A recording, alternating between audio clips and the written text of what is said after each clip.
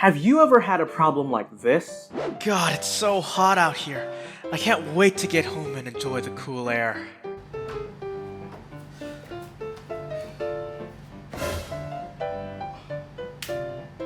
Are you too lazy to get off your ass and turn on or off your appliances?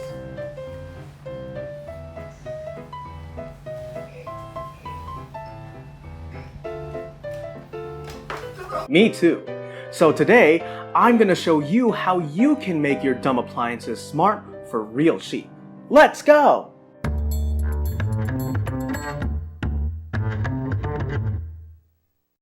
Okay, before we start, why did I make this video? Well, let me walk you through my thought process. So you see, here in Hong Kong, we have really hot and humid summers. So even after a couple minutes outdoors, all that sweat you built up can't evaporate to keep you cool.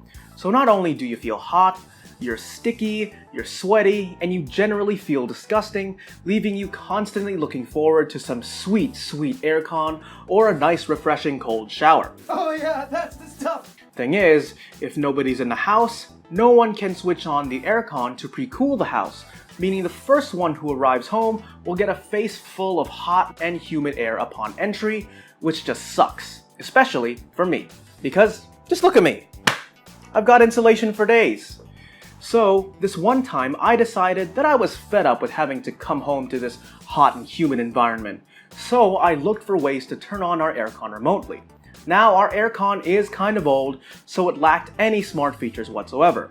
No remote control, no screens or 7-segment displays, which made this task even harder to find a solution for. I mean, just how do you turn a dumb appliance into a smart one? Luckily though, there was a solution. The aircon is connected to that outlet on the wall right next to it, and it's activated using this large switch down here.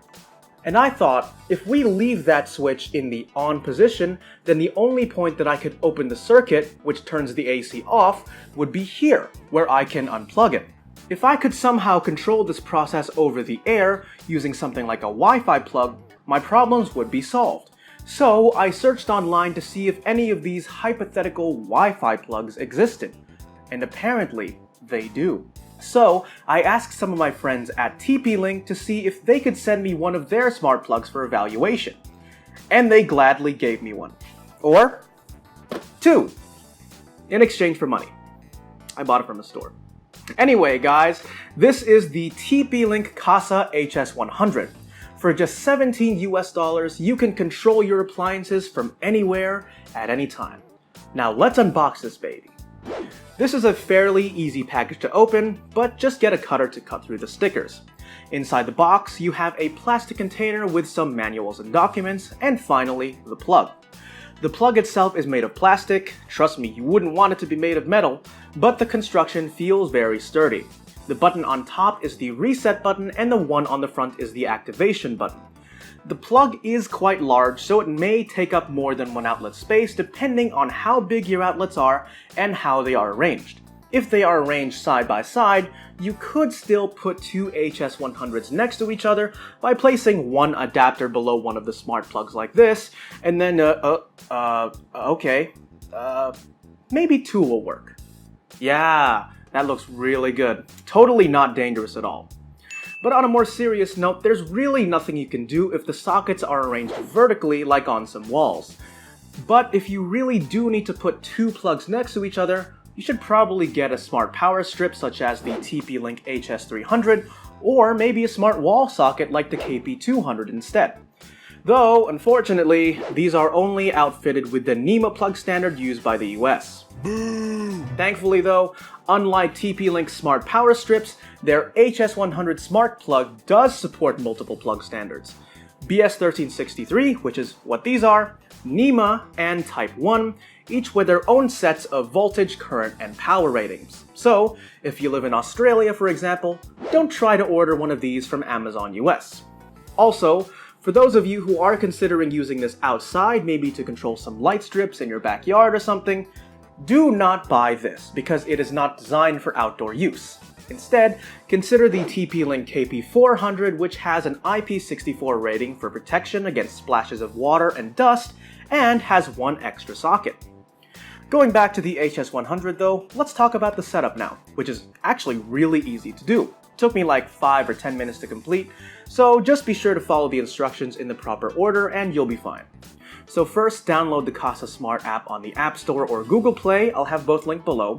Then connect your mobile device to a 2.4 GHz network because the plug only supports 2.4 GHz and not 5.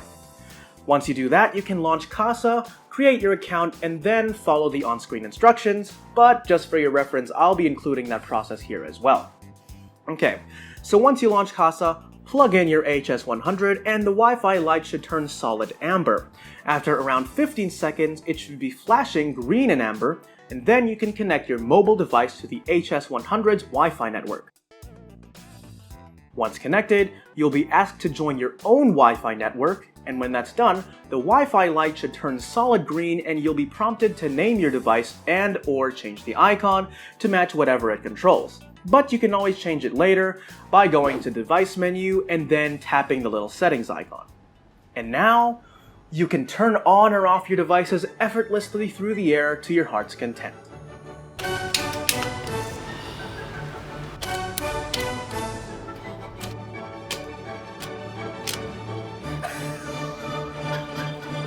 But wait, there's more.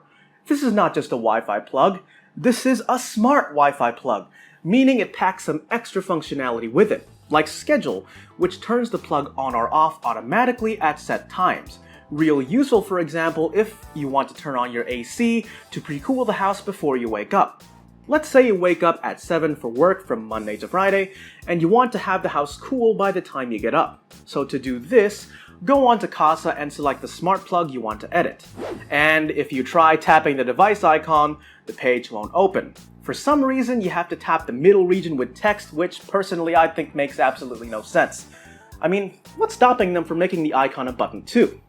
Anyway, once you're in, then click on Schedule and then the plus icon to add a new schedule, and in this menu, we can select the time, the action, and the days to repeat the action for. So to give the AC enough time to cool the house, I'll put the time of activation a little earlier than 7 at around 6:30, and then I'll leave the action as turn my smart plug on. And I'll make the action repeat Monday through Friday. Press save, and that's it. Now the plug will turn on at 6:30 AM every weekday. This plug also has a timer function, which, as you probably guessed, is a timer that you can set to turn on or off your plug. For example, if you know you're going to bed in 30 minutes, you can set a timer for 30 minutes to turn off your lamp or fan or whatever, just in case you forget and you don't end up wasting electricity or are just plain lazy. Setting up the timer is pretty easy as well. Again, we have to go into the device menu and then select timer, and here you can select how long to wait until an action is performed and what action to do. So we can set this to 30 minutes and set the action to turn off, press start, and after 30 minutes, wow, it's like magic. There's also an away mode where it turns your plug on and off randomly to give the illusion that someone's home, which is useful in preventing potential robbers from being tempted into entering your home. So let's say I'm going on a vacation from Thursday to Saturday, and I want this lamp to turn on or off randomly from 10 AM to 12 AM. So to do this, go into your device menu and select Away. Then set the start and end time to 10 AM and 12 AM respectively, and set Thursday through Saturday as the days to repeat. Press start and remember, you can't set your away mode to 12 AM because that's technically not on the same day. Set it to end at 11:59 PM instead. And there you go. The app also has a runtime tab which gives you information about the runtime of your device. For example, your average runtime for the past 7 days or the total runtime for the past month. Now, this doesn't help with convenience, but it does show how much we depend on air conditioning during the summer. This living room one, for example, has an average runtime of 13 hours for the past month because it's on from the moment we wake up to the moment we go to bed. You can also create scenes which are really useful for setting multiple plugs with just one tap. Let's say I want to make one which turns on both air cons in my house. So I'd go into the Scenes tab, create a custom scene, select both devices and change the actions to turn on. Then I can find the appropriate icon for it, give it a name, and that's it. Now, one tap controls two plugs. Efficiency. The plug also supports voice commands from Alexa, Google Assistant, and Siri, kind of. But we'll get back to that later. Now, voice command support is pretty cool because if for some reason you can't reach your phone, maybe you're cooking or in an intense gaming session for example, you can just tell your AI slave to do all the work for you. I won't be showing how to set that up in this video though because, let's face it, that's 3 separate platforms to discuss, and I think that will make this video too long and boring, especially since not everybody uses voice commands. So if you want to check out the guides for yourself, I'll have them linked below. But all I'll say is, while Alexa and Google Assistant were pretty straightforward and intuitive enough such that if you're reasonably technologically literate, you may not need guides to set them up. But for Siri, it's a pain in the ass. If you remember what I said earlier, I mentioned that Siri was kind of supported. That's because officially it isn't, but TP-Link does have a guide on their website which shows the tedious process of getting Kasa to work with Siri through a third-party app called IFTTT, or If This Then That, and how to program the events and triggers. So frankly, unless you really want voice commands, ain't nobody got time for that. Instead, what I'd recommend Apple users to do to make their lives easier is to set up a widget. Opening the app to turn on a plug is a little annoying because it does take some time to unlock your phone, find the app, and press a little switch. A widget allows you to control your plugs directly from the Today view, which can be accessed by swiping to the right from the home, lock, or notification screen. To enable the widget, go to the main menu in Kasa and click Settings, Widget Settings, and then you can select the device you want to control. Then go to the Today view, scroll all the way to the bottom, tap Edit, find the Kasa devices widget, and tap the plus icon on the left to add it to the Today view, and you can move it up or down by holding the little icon on the right. The app also has widgets for Android phones which are just as easy to set up. Be advised though, the setup process may differ slightly depending on the Android device and version. For your reference, this is a Samsung Galaxy S8 running on Android 9.0. So to set up widgets, just press and hold an empty area of the home screen, tap Widgets on the bottom, search for Kasa, select the type of Kasa device widget that you want, and then press and hold it to move it to the home screen. Then a menu will pop up prompting you to assign a device to that particular widget. To add another device, just repeat the process. So my only complaint about widgets is that they have no indication of whether the device is on or off. You'd have to open up the app to check, or I guess you can just press the button again to ensure it's set the way you want. TP-Link, if you are listening, maybe you can add like a slight green hue over the device name label to show that it's on. And that brings me on to things about this plug that may not be so good, starting with the status LEDs. Now, while they're useful for showing diagnostic information such as if the plug is on or if it's connected to the Wi-Fi network, the lights themselves can't be turned off, which could be annoying if you put the plug in a dark environment such as a bedroom. It's probably going to be fine if your plug is near the ground, but our plug is up near the ceiling, which is right in our line of sight when we lie down.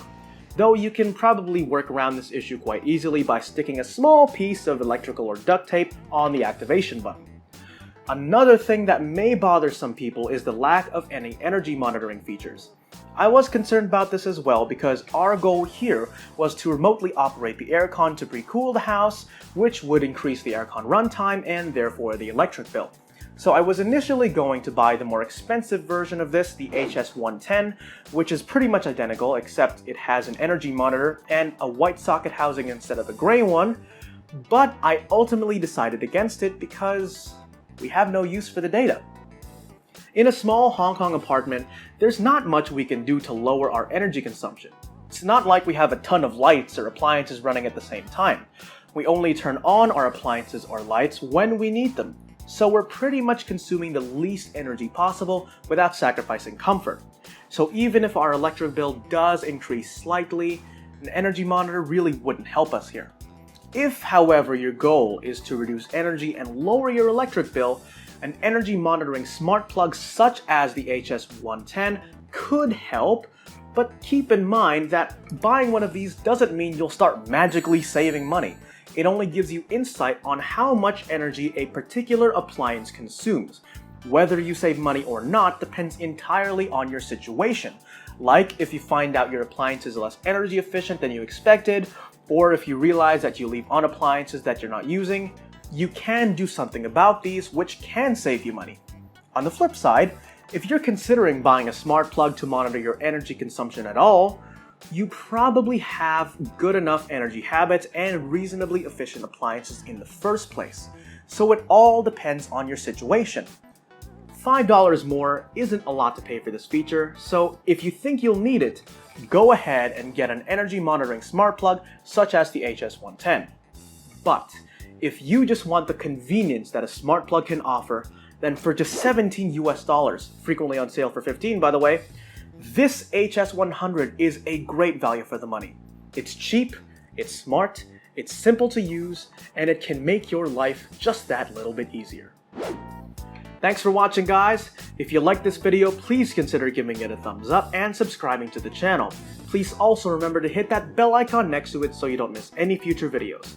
Links to buy and set up the HS100 and its slightly more expensive sibling, the HS110, are down in the video description below. Post your questions, comments, thoughts, feedback, or suggestions down in the comments below, and I will see you in the next video.